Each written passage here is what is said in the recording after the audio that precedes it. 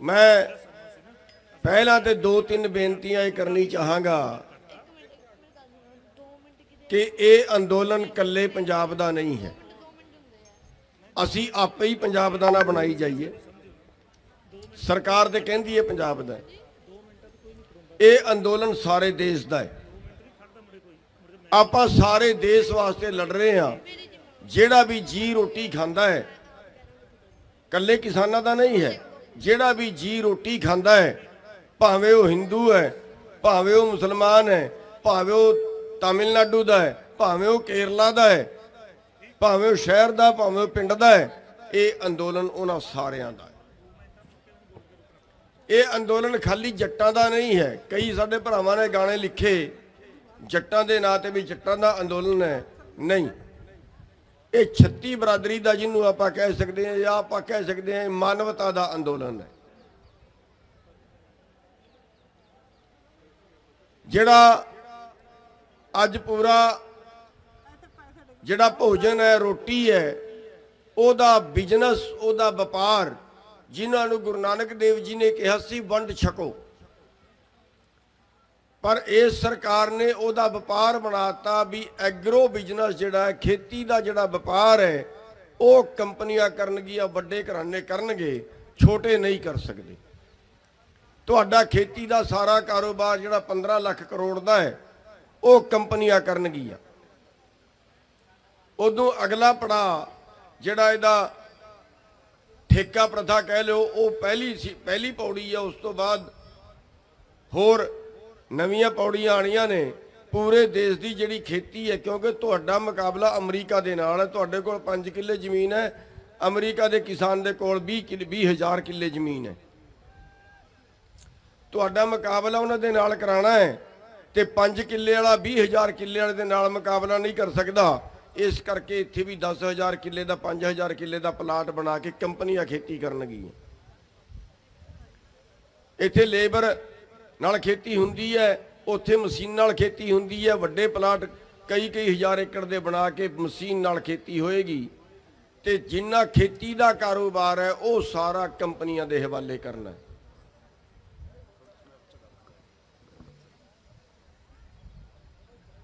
जिन्ना बाजार का कारोबार है, जिहड़े शहर वाले वीर ने वो साडे तो भी पहला गए। 2024 तक ऑनलाइन बिजनेस 4 गुना वधेगा। सारे बाजार ठप, चंद कंपनियां दे कोल सारा बिजनेस जाएगा। इत्थों तक कि हस्पतालों दे विच, डॉक्टरी लैन दे विच इहदे च कंपनियां इंटर कर गईयां। जिन्ने वड्डे हस्पताल ने वो कंपनियां ने खोल ले। जे एक रात भी तुसी हस्पताल लाओगे तो लाख रुपये का खर्चा आ जाएगा। उत्थे भी कंपनियां ने कब्जा कर लिया। सारे देश के कारोबार कंपनियां ने हड़प ले। एक कारोबार देश दे विच होर चलदा सी, जिहदे च पंजाब रौला ज़्यादा पांदा सी, बाकी पूरे देश च कारोबार है नशे का कारोबार। नशे का कारोबार हुण वो भी कंपनियां करनगियां। पंजाब का 50 किलोमीटर एरिया उन्हां सेंटर के हवाले करता। ये एक तीर नाल 2 शिकार करनगे।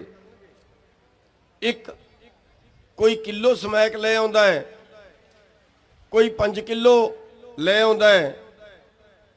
आ परचून च बेचदे ने। ये बड़ा मुनाफे का कारोबार है, पर हुण इहनूं अडानी करेगा।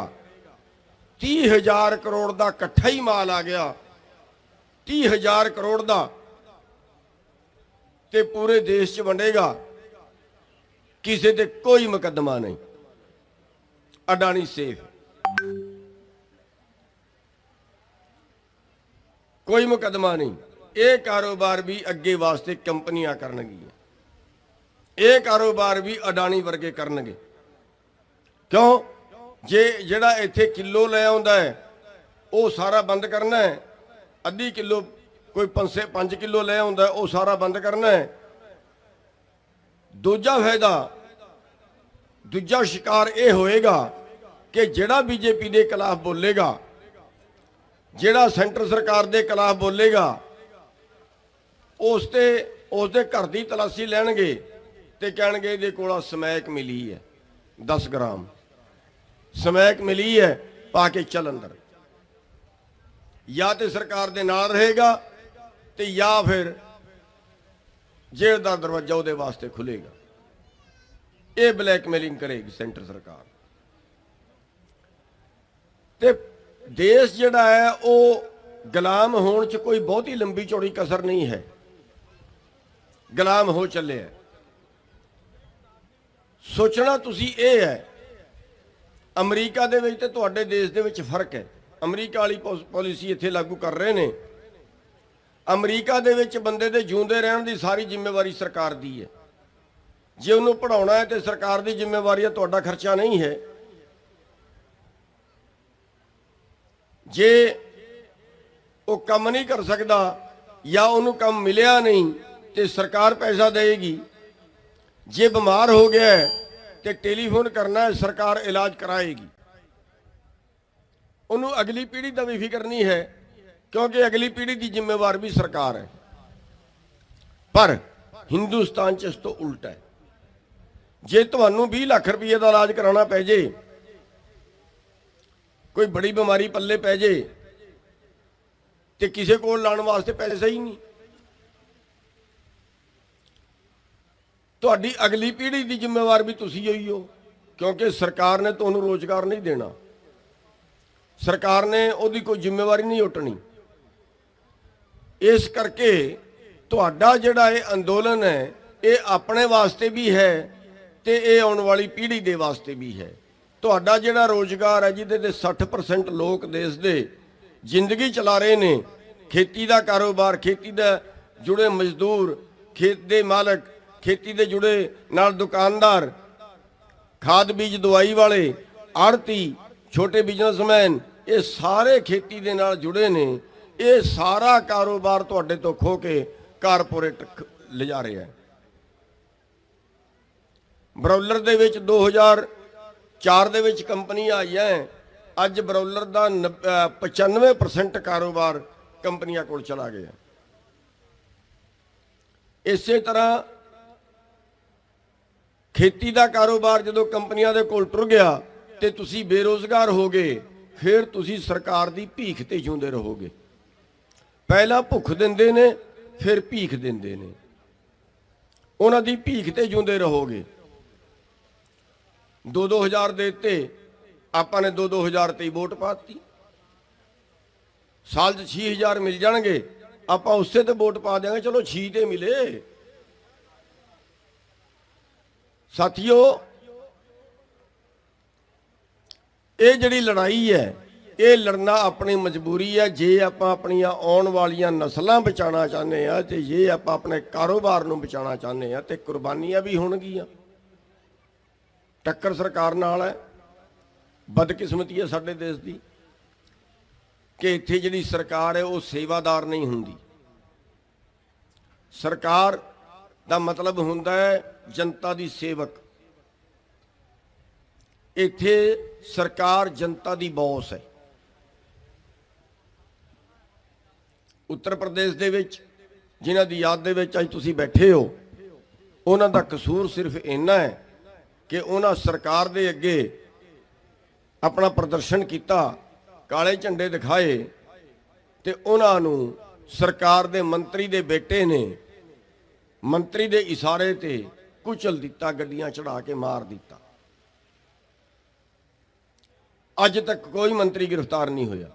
ਜਿਹੜਾ ਇਸ ਪੂਰੇ ਕੇਸ ਦਾ ਹੀਰੋ, ਜਿਹੜਾ ਪੂਰਾ ਕਾਂਡ ਕਰਾਉਣ ਵਾਲਾ, ਜਿਹੜਾ ਸਟੇਜ ਤੇ ਖੜ ਕੇ ਬੋਲ ਰਿਹਾ ਹੈ ਕਿ ਮੈਂ ਐਮਪੀ ਹੀ ਨਹੀਂ, ਐਮਪੀ ਤੋਂ ਪਹਿਲਾਂ ਵੀ ਬਹੁਤ ਕੁਝ ਸੀ।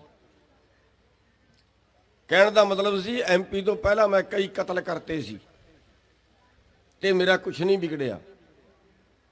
ਇਹਨਾਂ ਦੀ ਜ਼ਮੀਨਾਂ ਜਿਹੜੇ ਪੱਟੇ ਤੇ ਲਏ ਨੇ, ਇਹਨਾਂ ਤੋਂ ਖੋਹਾਂਗੇ, ਇਹਨਾਂ ਦੇ ਮਕਾਨ ਕਰਵਾਵਾਂਗੇ।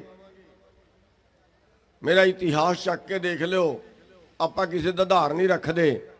ਇਹ ਸਾਰਾ ਕੁਝ ਕਹਿ ਕੇ ਉਸ ਤੋਂ ਬਾਅਦ ਉਹ ਕਤਲ ਕਰਾਂਦਾ ਹੈ ਤੇ ਅੱਜ ਤੱਕ ਗੱਦੀ ਤੇ ਬੈਠਾ ਹੋਇਆ ਹੈ ਤੇ ਅੱਜ ਤੱਕ ਉਹਦੀ ਗ੍ਰਿਫਤਾਰੀ ਨਹੀਂ ਹੋਈ। ਅਸੀਂ ਇਸ ਪੰਚਾਇਤ ਦੇ ਮਾਧਿਅਮ ਤੋਂ ਸਰਕਾਰ ਤੋਂ ਮੰਗ ਕਰਦੇ ਹਾਂ भी उस मंत्री नूं छेती गिरफ्तार कर लियो, नहीं तो आपां उहदे वास्ते भी कोई ना कोई सख्त कदम चकना पेगा।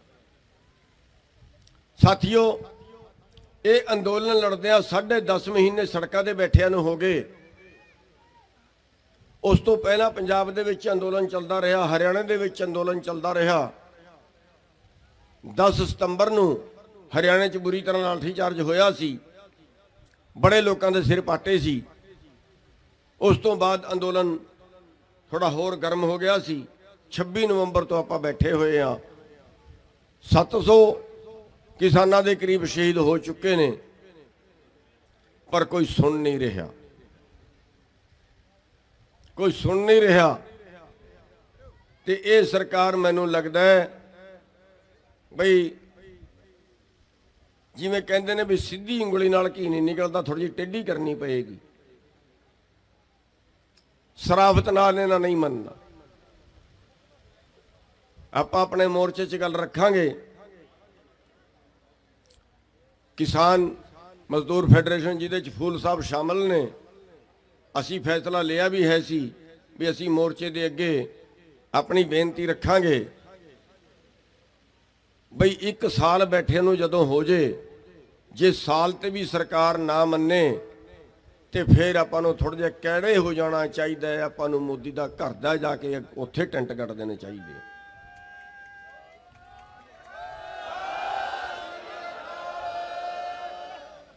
कुर्बानियां ते देनियां पैणियां जे। भुख नाल ते ना मरनगे, धरनियां ते बैठे ते ना मरनगे। सरकार गोलियां नाल ही मार लेगी जिन्ने मारेगी एक बारी। वो अपना शौक पूरा कर लेंगे। आपां किसी ते हथ नहीं चकना, आपां कोई डंडा सुट्टी नहीं होना। वो मारदे ने मारो। लड़ाई ते अंदोलन दे विच अंतर है। लड़ाई वो हुंदी है भी जे अगला किरपान कढ़दा ते आप भी किरपान कढ़ो, वो लड़ाई हुंदी है। अंदोलन वो है बई सरकार हथ चकदी है, बेशक चके, पर असी हथ नहीं चकना। जे असी हथ चकांगे अंदोलन साडे खिलाफ चला जाएगा, जे सरकार हथ चकेगी तो सरकार दे खिलाफ चला जाएगा। इस करके असी सारे अंदोलनों दे विच इन्ना कुछ परहेज रखना है बई आपां हथ नहीं चकांगे। पर इस तरह बह के जिस तरह आप 10 महीने तो बैठे हुए हाँ, जे 10.5 महीने च सरकार ने कुछ नहीं सुनिया तो अगले 10.5 महीने च भी कोई सरकार सुनेगी, यदि कोई गारंटी है? फिर आप सारी उम्र सड़क ते ही कढ़ांगे। हुण इस करके किते ना किते सानू सोचना पेगा। सानू सोचना पेगा कि सरकार नूं जदों तक आप मजबूर नहीं करते, ये और सरकार है, जदों तक आप मजबूर नहीं करते भी इनू देना ही पे, इनू मनना ही पवे, उदों तक साडा हल नहीं होना।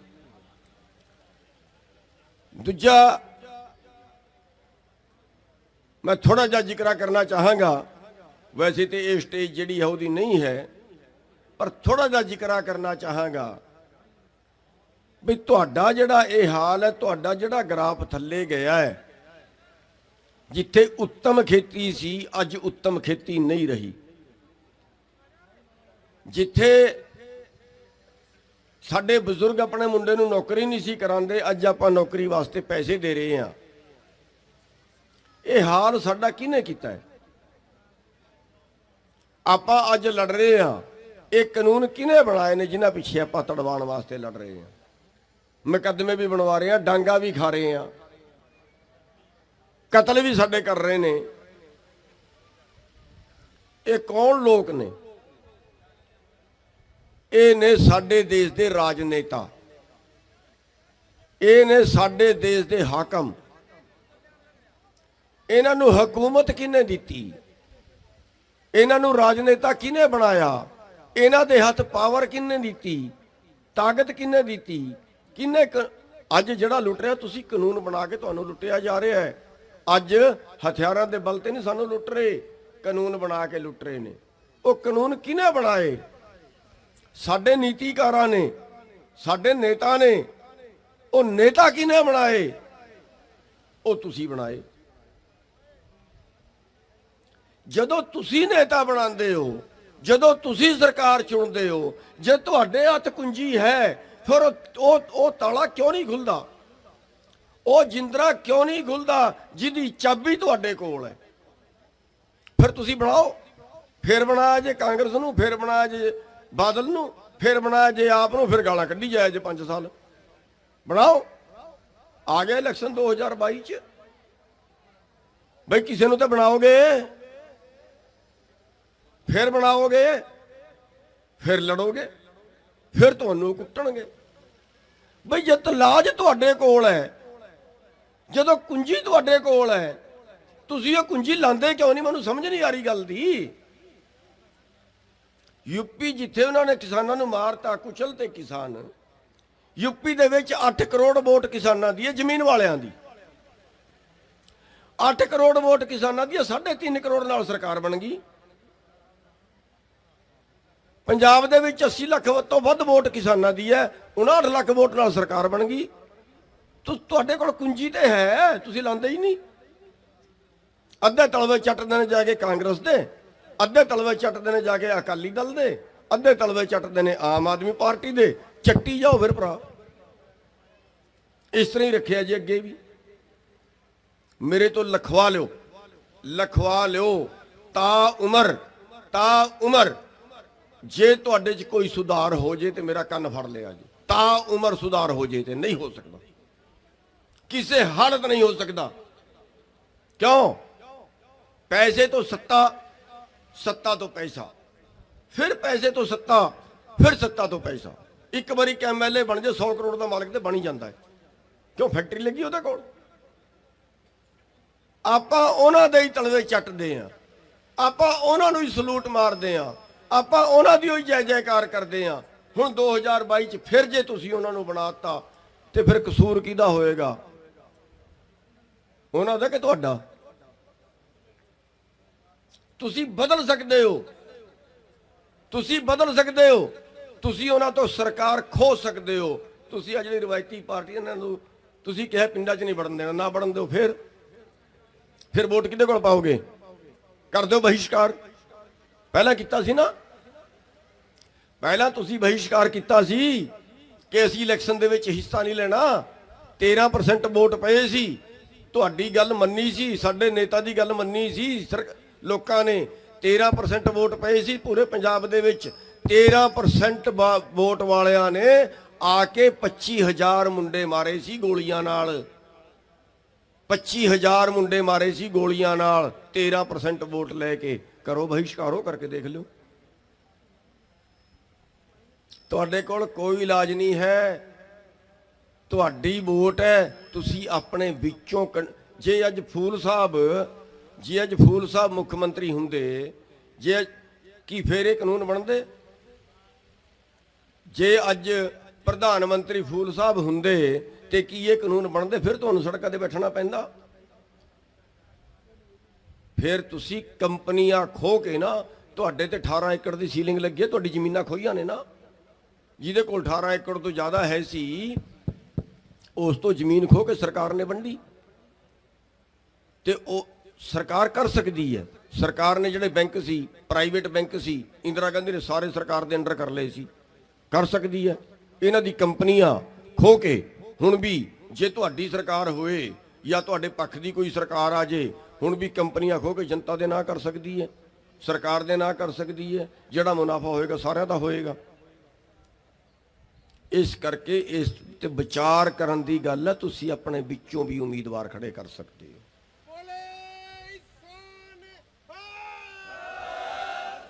ਤੇ ਮੈਂ ਬਹੁਤ ਹੀ ਜ਼ਿਆਦਾ ਆਪਣੀ ਗੱਲ ਨੂੰ ਲੰਬੀ ਨਾ ਕਰਦਾ ਹੋਇਆ, ਕਿਉਂਕਿ ਤੁਸੀਂ ਵੀ ਬੜੇ ਦੇਰ ਤੋਂ ਬੈਠੇ ਹੋ, ਕਈ ਹਜੇ ਹੋਰ 2-3 ਬੁਲਾਰੇ ਰਹਿੰਦੇ ਨੇ।